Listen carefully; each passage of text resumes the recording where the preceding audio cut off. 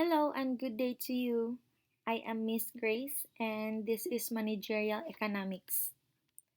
Today we will be tackling about optimization. So the following topics to be covered are methods for maximizing or minimizing an objective function, profit maximization by total revenue and total cost approach, optimization by marginal analysis, the derivative and rules of differentiation, and optimization with calculus.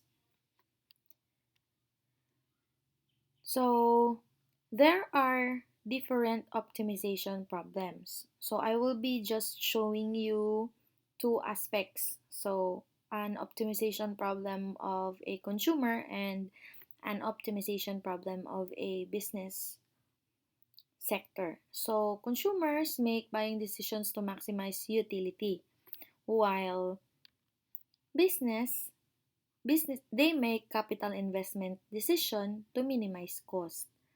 So take a look at the function presented. U is equals to the function of Q, where U means total utility and Q means demand and is subject to income. Take note that consumer is always after their satisfaction. We also know that consumers are mostly insatiable. So meaning dili sila dayon ma-satisfy. So dili makontento. But the point in this optimization problem is the consumer aims to maximize utility given in his or her allocated budget. So he or she can purchase commodities of which that specific budget will maximize his or her utility. So the utility that we are talking about is referring to their satisfaction. Example, the consumer has an income of 5,000 pesos. Then, the consumer will purchase or pay commodities like water bill, electric bill, food, personal hygiene materials, and many more. If the consumer has bought or paid all of this with its given income, then we can say that the consumer has maximized utility. Take note, the income should be totally spent. Otherwise, dili pa nato siya maingon nga si consumer na maximize na niya ang utility or si consumer na satisfy na. So, dapat totally spent ang income. Okay. So, another is the optimization problem for business sector. I always point out to our class that businesses are always aiming for revenue because they are for most of the businesses are for-profit organization. Then, in order to achieve that one method is minimizing cost. So, for them to achieve higher profit, they should minimize cost in their production or in the capitalization of their services. Okay, so those are just some optimization problems on the consumer side and on the business aspect. Okay, all of these are some optimization problems which require tools to analyze them and provide a best solution. The first step in presenting optimization techniques is to examine ways to express economic relationship. It can be expressed in the form of equation, tables, or graphs. When the relationship is simple, a table and a graph may be sufficient. However, if the relationship is complex, expressing the relationship in equational form may be necessary. So, we will be tackling that later. You will see some equations later. By expressing it in equational form, it is also useful because it allows us to use the powerful techniques of differential calculus. So this is it. This is about using mathematical or econometrics. So this is to determine the optimal solution of the problem. But before we will proceed with the calculus thing, let us proceed first to profit maximization. So total profit is the difference between total revenue and total cost. So that is mathematically expressed in the formula that you have seen in this presentation. When the total revenue exceeds the total cost, this will mean that the firm is earning profit. Otherwise, the firm earns a loss. So, expected naman gid na no nga kung taas ang imuhang total cost kaysa sa imuhang total revenue, then it the firm really or the company really incur a loss. So, if the firm achieves break even, this is when the TR and the TC equates. So, mo lang na siya ang determination. If you will, if you can see that the TC is bigger than your TR, then you need to take a look on your production. So so that is why businesses is always looking on minimization of cost. Okay.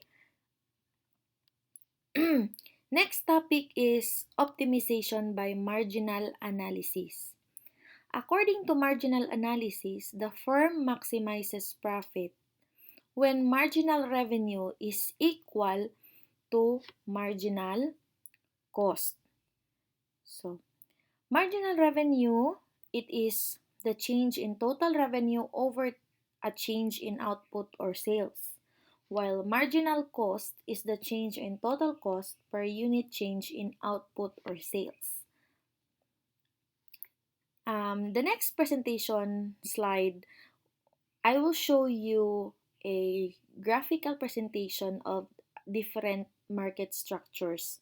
So, I I already know that you know this. It's because this was presented on your early economic subjects. So there are four known market structure. We have here pure competition, or it is also known as perfect competition. Another is monopolistic competition, monopoly competition, and oligopoly competition. So duopoly is a kind of oligopoly competition. So it's not another type of market structure, but it's a special type of oligopoly competition. So here, this is the market structure or the graphical presentation, the marginal analysis. So the graphical presentation of a perfect competition market structure. So the the MR curve or the marginal revenue curve is flatter because the prices imposed in a perfect competition structure is fixed, meaning nalay range of prices nga dapat nila sundon. See, for example, bigasan ng bayan.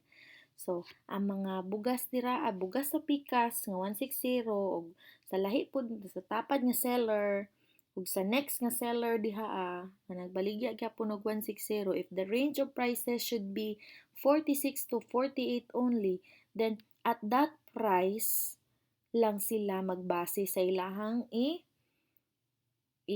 ibutang ana na commodity. So, take note that MC is always going upward. So MC curve is always going upward while MR curve is always going downward. So you can observe here an intersection. So we can determine the level of output that the firm hits optimum when MR curve and MC curve intersects. This intersection is the level that a firm can achieve maximum output and has minimum production cost. So this is now the analysis. So at this point, na-achieve na ni business ang iyahang optimization. Optimization. Okay, how about monopolistic competition? So here, the curve is quite flatter, but not exactly as flat as perfect competition, because the seller has a control of price, meaning they can impose different prices. Say for example, online sellers, the other online sellers or the competitor can also impose his prices, or say for example na inamaligya og kanang 10, ang isa ka seller ang iyahang baligya kay 180, sa isa pud ka seller kay 210. So they have this ability to impose prices. So they have this control. Okay. So as you can see,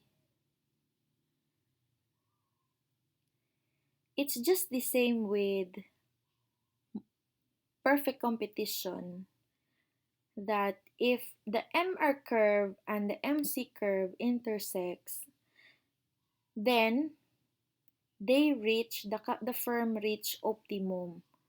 So they will be incurring minimum cost and also achieving maximum output.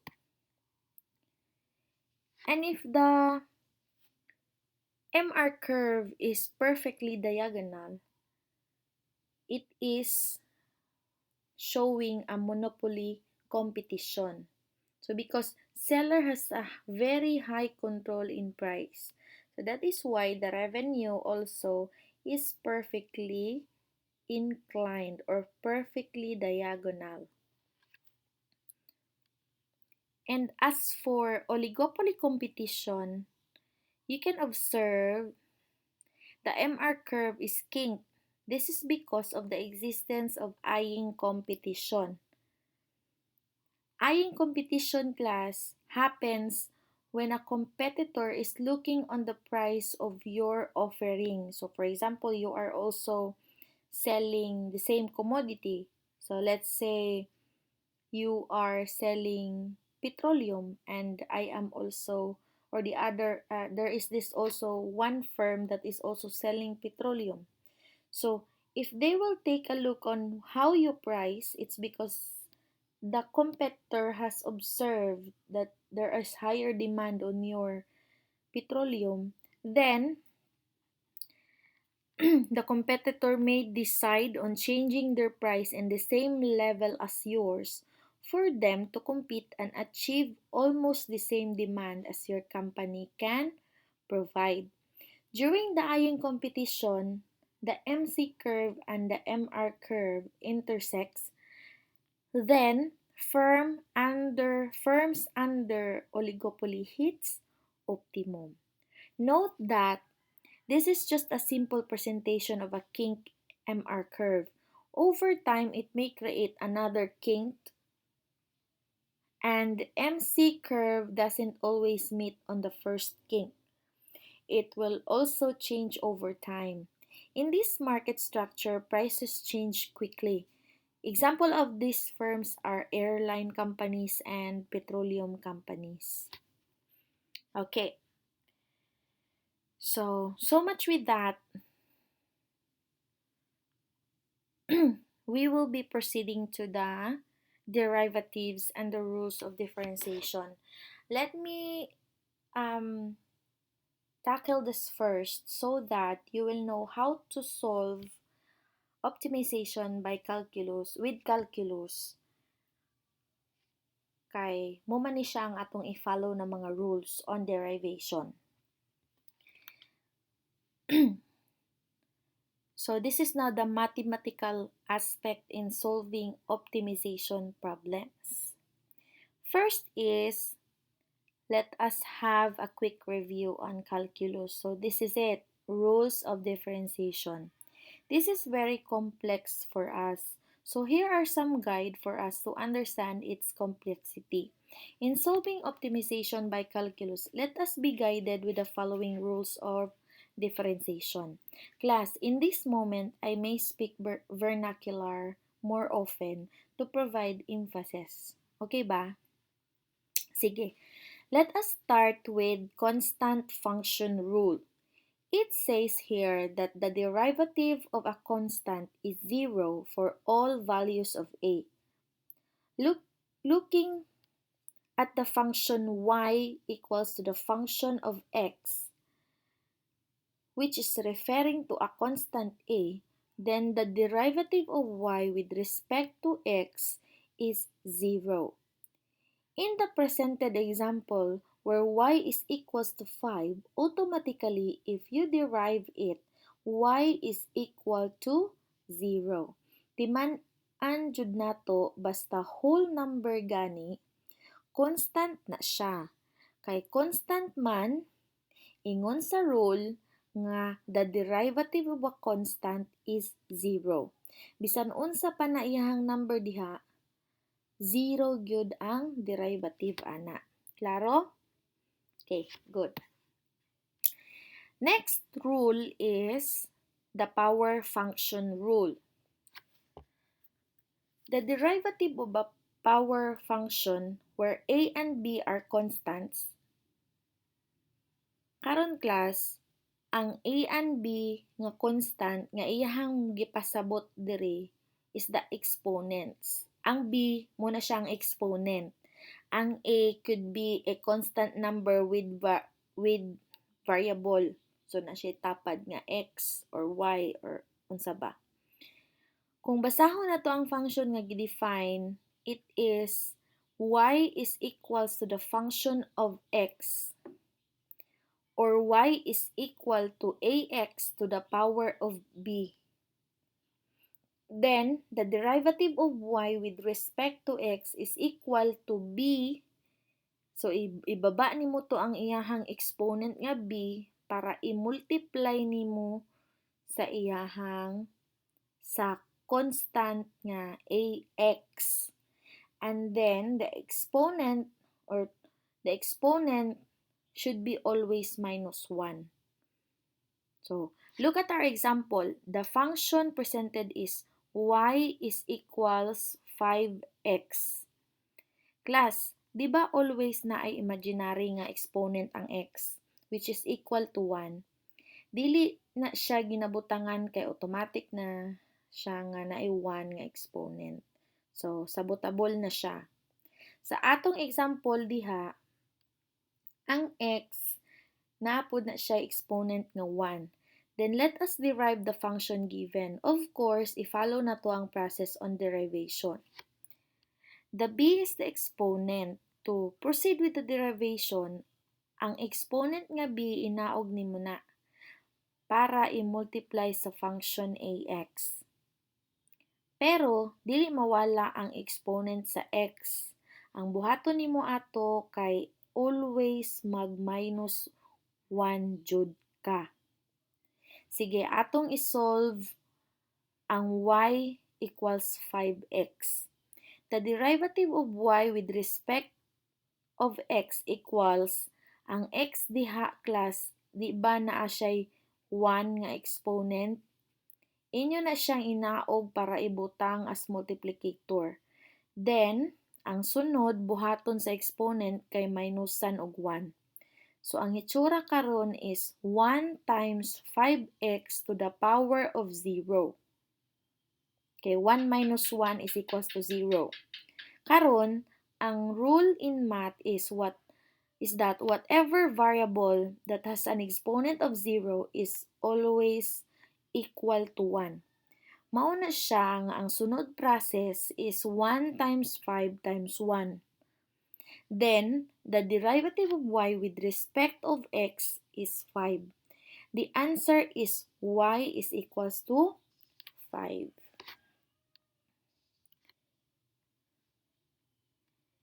Sige, kani i-try ninyo. try to solve this, then check your answers on the last part of this video.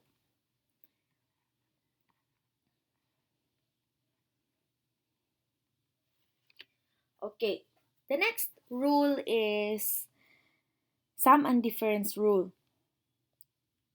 Looking at the given example, first you must identify the u and the v. Here we have 4x as the u and x cubed represents v. Next step is to get the first derivative. You have noticed that each variable has an exponent. Then we will apply the power function rule. So the result is the derivative of y with respect to x is equal to 4 plus 3x squared. Also try to solve this on your own. And then you can check the answers again on the last part of this video.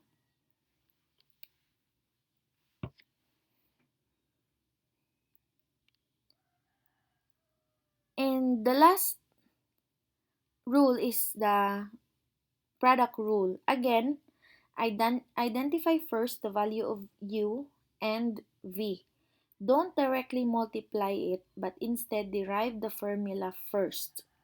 The formula is the derivative of y with respect of x is equals to u times the derivative of v with respect to x plus, instead of multiplication, we will be using addition on the derivation of the formula. So, plus v times the derivative of u with respect to x. So, continue with the derivation. So, kani, ang 4x, unsa may i-apply ninyo ani? Kani si u, kaning 4x squared, dili ninyo ni i-derive. Ang inyong i-derive, kaning dire. Kaning gimultiply kang 4x squared. Kani si derivative of v over the derivative of x.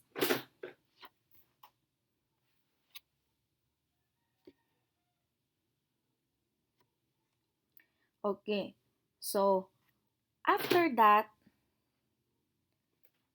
then the result is the derivative of y with respect to x is negative 24x squared plus 24x. Or you can factor it. In factoring it, first you need to get what is common with the two variable. In this case, we have 24x. Then, we have negative 24x times x minus 1. To emphasize, always go back to the rules of differentiation for you to be able to continue with computing for the optimization solutions. Important note, in case you already forgot this rule, in multiplying two variables with exponent, do not also multiply the exponent. Imo siyang i-add.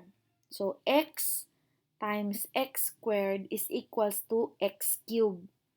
Or x times x cubed is equals to x to the power of 4. So, ana siya. Dili nimo i-multiply ang exponent. Try this example and then check again for the answers or the last part of the video.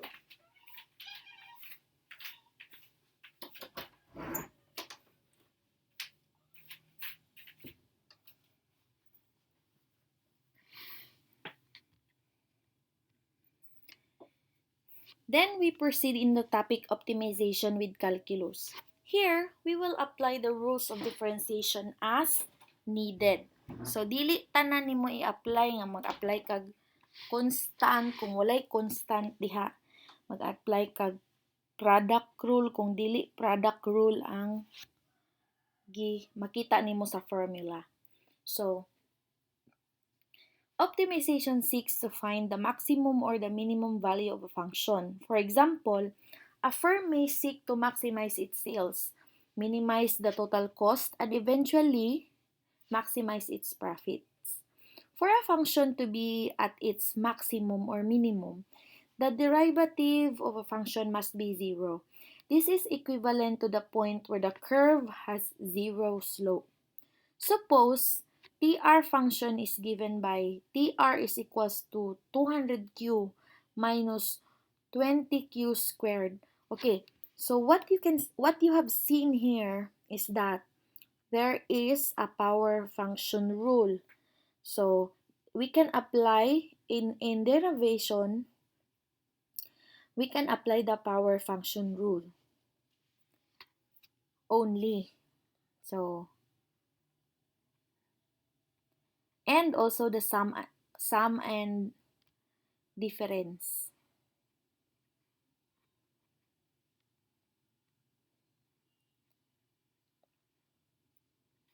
Then as we solve this, we get the result of Q is equals to 5. This means that for the TR function given above, the TR function has zero slope at 5 units of output produced. Then we will now plug in the value of Q that is 5, and the total revenue is 500. So that's how you do it. First, get the derivative, and then if you have get the value of Q, then plug in the value, and then you will get the amount or the value of the total revenue.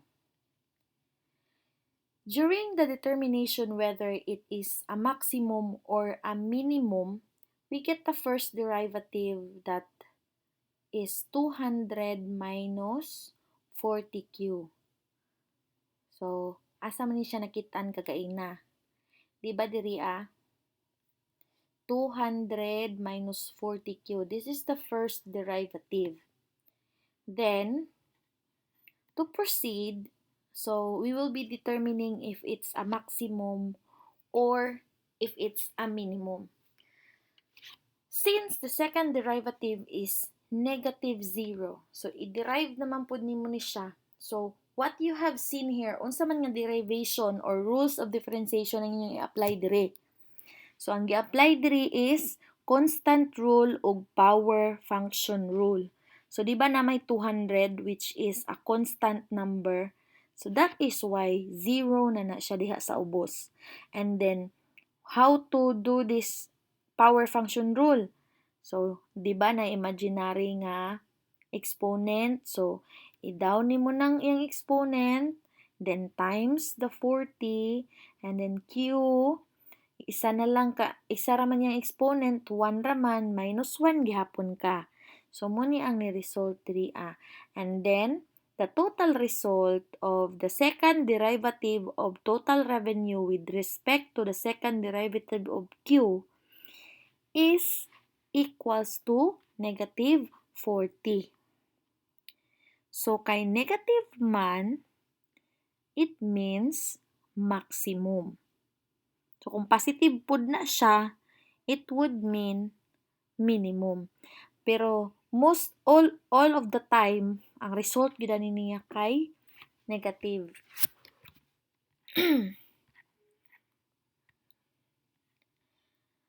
Okay, to maximize or minimize of multivariable function. So, kani siya nga function, multivariable na ni, dili na pare kagaina nga isa lang ang variable, x lang or q lang siya. Kani siya multivariable means nanay x na napoy y. So, first we find the partial derivative of the dependent variable with respect to each of the independent variables. Note that the partial derivatives measure the marginal effects of each of the independent variables to the dependent variables. How did we get these two different functions or equation? from the given profit function. So I will show you on the next slide how we did it, or how I did it. So here's how. To get the partial derivative of profit with respect to x is take all the variables that has x. So x na pod. Sige na lang tag x. Bitaw. So let us proceed with how did we get this? So we will take all the variables that contains x. So we have 100x minus 2x squared minus xy. Then we will apply derivation with the first equation. We will only get the first derivative. So derive only the x variable. So the result is partial derivative of a profit with respect to x is equals to 100 minus 4x minus y. So, ngano man nga wala man nag-derive si y, nganong si x lang man ma'am, nabi apoy kanang exponent si y, it's because again, we will only get the first derivative on the x variable. So, kato lang na ay x. Kato lang si x ang ato ang i-derive. So, muna siya nga x to the exponent of 0 or to the power of 0 is equals to 1. Muna nga y na lang ang nabilin. Naklaro? Sige, i-review lang ninyo kung di ninyo maklaro. Anyway, kaning akong gi-present diri ang formula or computation is tinamban na siya. So, makita ninyo, gihimay-himay gid nako na siya, wala ko siya gidiretso. Lahi sa inyohang nakita sa inyohang sa learning materials nga akong gisend sa inyo. So, okay. Next is the same process lang gihapon. What we did on the first function. So, karon ang ato na pong kuhaon nga mga variable kay katong mga nag-contain og y. So, what is that? Negative xy minus 3y squared plus 100y. So, we will then proceed with the derivation. So, karon makita ninyo nga si y na lang po ang atong gi-derive. Dili na to apilon si x. Then, the result of the derivation with y is, so the partial derivative with respect to y, the partial derivative of a profit with respect to y is equals to negative x minus 6y plus 100. So, unsaon man nato na siya? Anong ato na siyang gibuak? It's because we will be getting the value of x and y. Di man nato makuha ang value sa x and y kung dili nato i-separate ang duha ka variable. Sige. The third step is to solve simultaneously by multiplying the first expression by negative 6. So, ato ning i-cancel si y. For us to be able to kanang sana i-eradicate or tanggalon nato ni si y. Makita nato no kay unahon man nato pangita ang value of x. So, na may 6y diri niya ay negative 6y na po diri negative y. So, how can we eradicate this? So, simply multiply the first equation by negative 6. So, the result now is negative 6 times 100 equals negative 600. Then, negative 6 times negative 4x is positive 24x kay 6, 12, 18, 24. Then, negative 6 times negative y is equals to positive 6y. And then, i-plus star na lang dayon nimo ang second equation. So, i-arrange nimo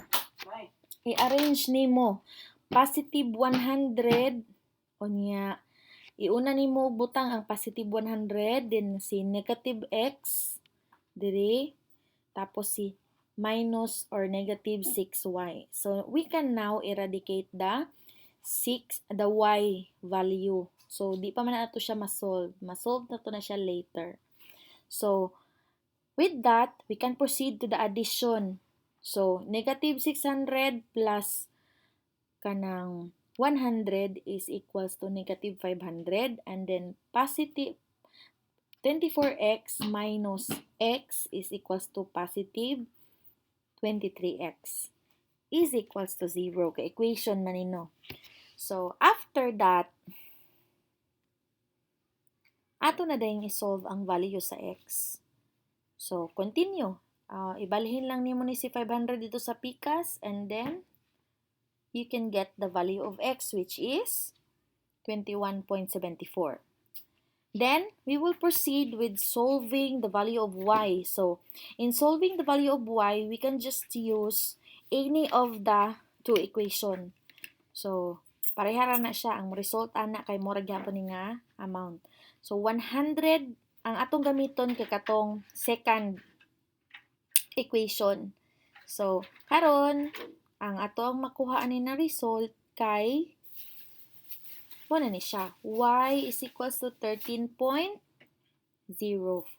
So we already have now our value of x and y. So what does this mean? Therefore, the firm maximizes profit when it sells 21.74 units of commodity X and 13.04 units of commodity Y. So for us to know the profit or the total profit of the company using the profit function presented on our first computation is we will be transposing the value of x and y. So, i-plug in na nato diri ang value sa x o sa y. So, with that, imo lang ibutang si 100x man. So, ang imo ibutang 100 times 21.74 minus 2, so on and so forth. And then, the result now is the total profit would then be 1,739.13 dollars. So, dollars man ang nasa inyuhang kuan dira manual. So, that's it. That is optimization with calculus. So, you can re-watch the video and then solve it for yourself on the kato mga mga given nato nga pwede niyo i-try o solve, and then you can look for the answers on those exercises. So these are the following solutions and answers on the problem. So on our power function rule, so this is it. Do we have the same answer? Did you get the same answer? It's good. So how about this one? So this is now sum and difference. So first, you need to identify the U and then the V. And then proceed. Proceed ka lang. So that's it. So check if you have the same answer with this one. How about the product rule? So, again, ayaw jud mo kalimot nga identify sa ninyo si U o si V. Before mo proceed kay basi nabe diri katong si U kay times pabian nimo siya sa derivative of V with respect to X, and then si V na pod times multiply nimo siya sa derivative of U with respect to X. So complex lang na siya tan-awon, pero kung imong mobalik ka dito sa rules of differentiation, makuha na ninyo siya. So, constant practice lang ta. Okay. So, to continue, naman siya continuation, no? So, muna ni siya karon. Check if you got the same answer with this. So, na mga answer diri, di ba, katong sa ato ang presentation sa mga slides, nag-unang mga slides is kanang nag-factoring ta. Pero, not necessarily nga mo factor gid ta. Kay kung ato na siyang isolve, pwede raman nga pareha raman gyapon result. So, kani siya, kung dili na niyo gusto i-factor, okay lang gyapon. Pero kung gusto niyo i-factor, then you can factor it. Make sure ang inyong factoring kay tama. Okay? Sige. So, stay tuned for more discussions about managerial economics. Thank you for listening and have a good day. So, wait for more videos of kana mga computations because napatay mga computations sa demand, supply, elasticity, and all. So, see you and God bless everyone.